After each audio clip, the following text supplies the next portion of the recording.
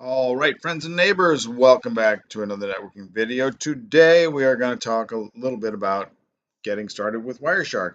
I use Wireshark all the time. I use TCP dump all the time. And sometimes I forget that maybe you have not, or you're getting started yourself. And so let's talk today a little bit about some good things to know when you're getting started with Wireshark. So here is the interface that you see when you first start up Wireshark, and you can see up top here, this is just a collection of PCAP files that I've been working with recently.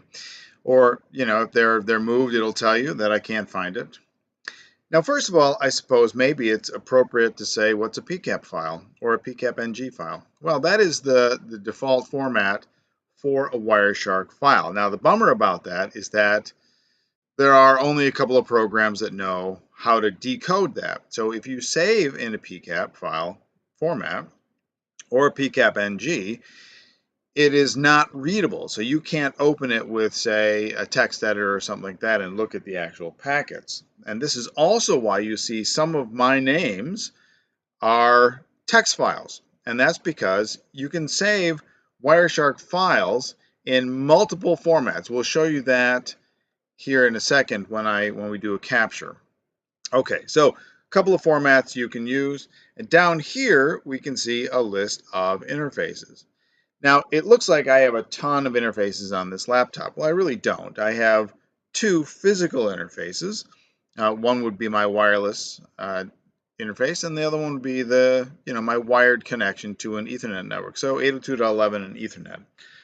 A lot of these other ones here are virtual interfaces. So the minute you install a hypervisor like VirtualBox or VMware Workstation or something of that sort, you have a bunch of other interfaces that you can capture on. And then there are some adapters here as well. So we take a look at the adapters that are installed on my machine right now. There we go. We can see that I have a collection of them. Some of them are VirtualBox. There's my wireless, and there's my wired that is not currently connected to the laptop. And then I've got a VPN and so on. So because you have an adapter listed doesn't necessarily mean that it's a physical adapter. Well, let's go ahead and start a capture. You can pick one of your interfaces. Now, there's a couple of ways to do this. I can select that one right there, or I can go up to capture and say, what options do I want to do, right? And pick my interface there. I, a lot of times, will just pick this one, right? It's quick, simple, and easy, especially if you know the name of your interface. Now, in most operating systems, you can change these names. So if you want to say, well, this is my local area network connection or something of that sort, it might make it easier to pick in the future. So I've got my Wi-Fi here selected, and I'll go ahead and do this. Now, just a note on wireless capture, you can see that there's a bunch of packets here. And there's a couple of things we can do to simplify maybe what we're looking for, and I'll show you that here in a minute. But when you're doing wireless capture, the software gets to this after the NIC is done looking at it. So you know that I'm capturing on wireless right now, but it's showing up as Ethernet type 2. If I want the actual wireless frames, right, the layer 2 802.11 decoding, I have to do some special stuff with either Wireshark or a different packet capture software.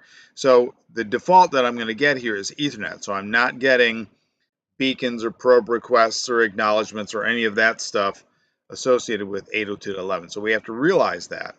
Now, if I'm interested in some of the other messaging that occurs at layer 2 and layer 3, ARP, ICMP, IP, then it doesn't really matter. If I'm interested in TCP or UDP, it doesn't really matter. But if I really want to study what's going on at the lower levels and actually decoding 802.11, I'm not going to get that with the default here in Wireshark. Okay.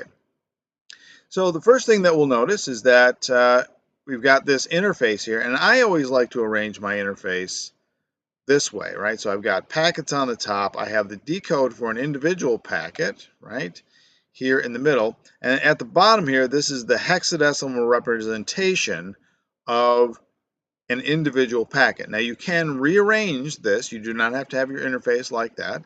And so there are a couple of radio buttons that we can use. You can actually close these, right? Drag the various sizes, get them off the screen if you don't want to look at them. And we've got some zoom buttons here. So don't be afraid to fool around with these. These are indications of how you want to navigate through your packets. I almost never use those. So if we're doing basics here, let's talk about the things that we use on a regular basis. Well, let's say that I was just trying to understand a model or an individual protocol encapsulation.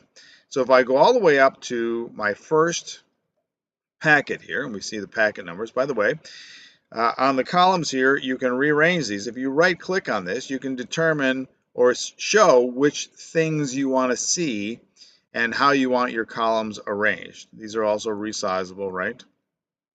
To make your life a little easier. So I typically want timestamps, my packet ordering, source and destination IP addresses, and then a protocol, and then what's in there. Now the top part of this is the packet list. It's the conversation, and it's very handy to look at, but it's not going to tell me very much about what's going on inside a particular packet. So if I click on one of these, I can see that I've got my layers here. Now, when we usually draw models, we draw them from the bottom up. So layer 1 on the bottom, layer 2, layer 3, layer 4, and so on. Wireshark does the exact opposite. Now, another thing to realize about your capture is that you are not going to see layer 1. That's our signaling. You will also not see a preamble or a CRC, and that's true in wireless and wired. So the first thing that you're actually going to see is the layer 2 frame. So this here is the Ethernet frame. And so there's a couple of fun things that we can do here. If I click on the entirety of the header, right, the beginning here, the name, showing the encapsulation, the entire header that's associated with that is highlighted. So there we are. Now, because we're talking about Ethernet here, I don't see the preamble and I don't see the CRC, so the remaining bytes will be 14. 2 MAC addresses and 2 bytes for the type field for Ethernet type 2 or DICS Ethernet. So there we are. So that's my 14 bytes, right? 6, 6, 12. Now I'm not going to turn this into a lecture on any particular protocol. I'm just showing you the encapsulation. The same thing is true with the IP header. The IP header typically will be 20 bytes long. And so if this, what we see here is that each row of my hexadecimal is 16 bytes. And so when I click here, I've got 2 bytes before and 2 bytes after. And then you can click on individual fields, and it'll show you the hexadecimal for those fields, right? Whatever you happen to be looking at. Now, it's hexadecimal. Some fields are in hex. Some fields are actually encoded in binary. Some fields are base 10. The hexadecimal decode shows you just that, hexadecimal for whatever you happen to be looking at. And so it's not always representative of what's actually transmitted. So for that, we look at, right, the individual values. So for example, here the total length for this IP packet is in 72 bytes, and we see the hexadecimal down here is 0048. All right, so you just have to get used to studying a particular protocol and finding out what that means. But the hexadecimal does show you a couple of ways to look at the data. If we take a look at something else here, we can see that the Ethernet type 2 starts right here. But what is this? This is metadata. Oh my goodness, look at all of it. This is metadata about this particular frame. None of this is part of the transmission. This is all Wireshark doing its decode for you. So it's telling you, a little bit about the interface that you use to capture it, and then a lot about time and some details about the transmission. And some of it is really just how Wireshark happens to be set up. So again, not included in the actual transmission at all. One interesting detail here is that we've got a couple of different representations of time. Epoch time is a calculation from GMT from January 1st, 1970. There are a lot of systems that use this. And then we have different representations of the arrival time based on a more recent timestamp. Okay, so all of the rest of this is just you getting to know a particular protocol. Now, what is more important sometimes to understand is a conversation that might happen here. Now, if we take a look here, there's some arrows on the side here. So I've made a DNS query, and what we need is a DNS response. And so here is the response to that. Now, in the protocol itself, right, we have the queries and answers that we made, right, the packets that go together. This is not a lecture on DNS, but what we are trying to learn is why in the world my Wireshark interface might have these additional details. That's because these go together. Now, sometimes when we are having a conversation, you can look at some of the other values here, or some of the other menus, and you can see that there's a conversation button right here. I use this one quite a bit. So when I look at my conversations, not only are they indicated over here maybe, but I also have tabs that I can use to reference my conversations. So Ethernet is going to be a fairly low number because there are not a whole lot of Ethernet addresses on my network, but I am having a lot of IP-based conversations, and this will be between nodes on my network, but also external connections that I have. And then I've got my TCP and UDP senders as well. All right, so that is a handy thing to realize, and we'll fool around with that in another video. Now, another thing to realize is that a lot of times in the packets themselves, you might have a transaction ID. So if I look at this and I see that the hex is 3DCA, and I see that in the response there is another transaction. So it's very common in protocols themselves to reference an ID that keeps the conversation together. So when you're trying to understand this, and you're trying to dig into a particular protocol, it's important to realize that there are multiple ways to tie packets together. Okay, so to close out this video, let's talk about another tool that I use on a regular basis, and that is this filter bar.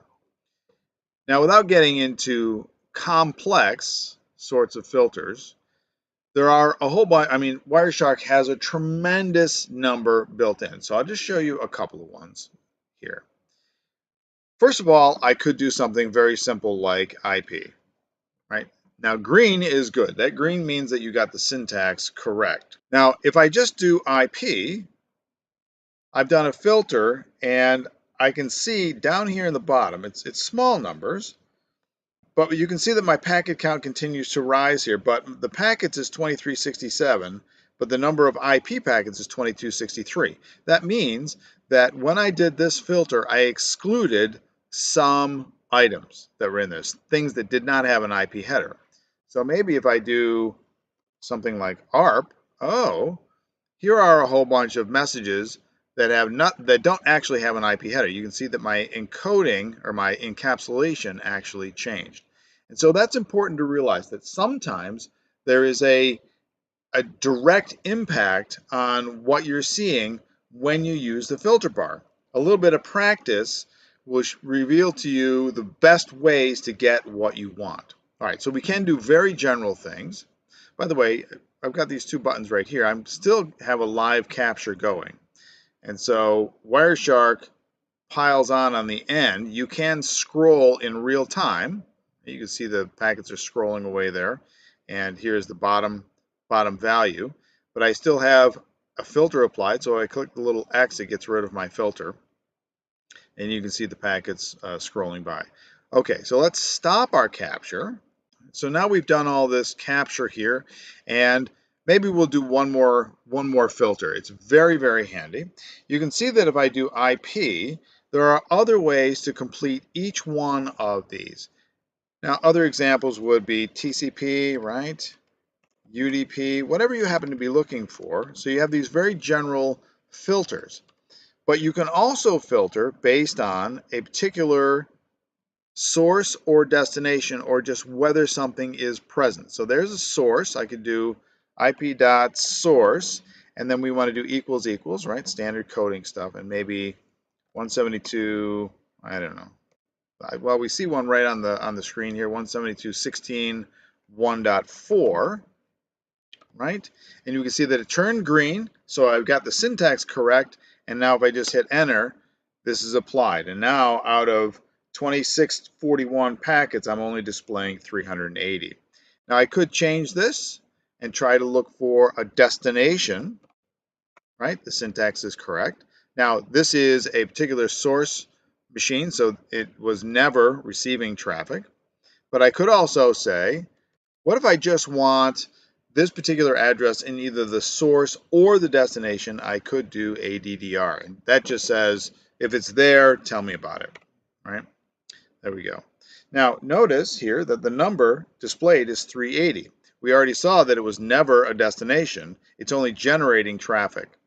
So the number of packets displayed in this case as a source and as total is the same. By the way, you can do this also with Ethernet, right? You can do whether or not you've got a source or destination, or whether or not the address is present. All right, so our last thing to talk about is how we save things. Well, we can see that first of all, I have a lot of captures, but look at all of these formats we can use. Now, some of this is legacy.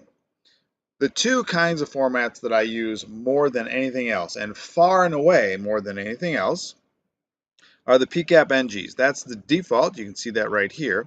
But the other one that I use an awful lot is the text file. And the minute you save it as a text file, it is now readable by anything. Now, the very nice thing about the text file, and the reason that I use it so often, is because I write a lot of Python code that reads captures. And when you save it as a text file, suddenly you can open it in any program and do all kinds of parsing and everything else. Well, there we go. That was a little intro to Wireshark. That is the lion's share of what you'll do most of the time. Right now, opening Wireshark does not suddenly imbue you with an understanding of what an individual protocol does. So if you're studying IPv4, IPv6, and so on, you really have to tear into what all those fields mean. But this will certainly get you started, and understand that we've got packet views that we can do, packet lists, conversations that we can look at, some basic filtering, and then various formats to save. And I would say, quite honestly, that unless you're doing some advanced analysis, most of that will get you through your basic conversations and what you need to do on a regular basis. Later on, we'll do some favorite tips and tricks. We'll talk about TCP dump as well. If you're a Linux fan, TCP dump is very, very handy. So we'll take a look at that too. Well, thanks for watching. Thanks for listening. Like and subscribe if I helped. And now, with Wireshark or TCP dump, you can see those packets always reaching their destinations.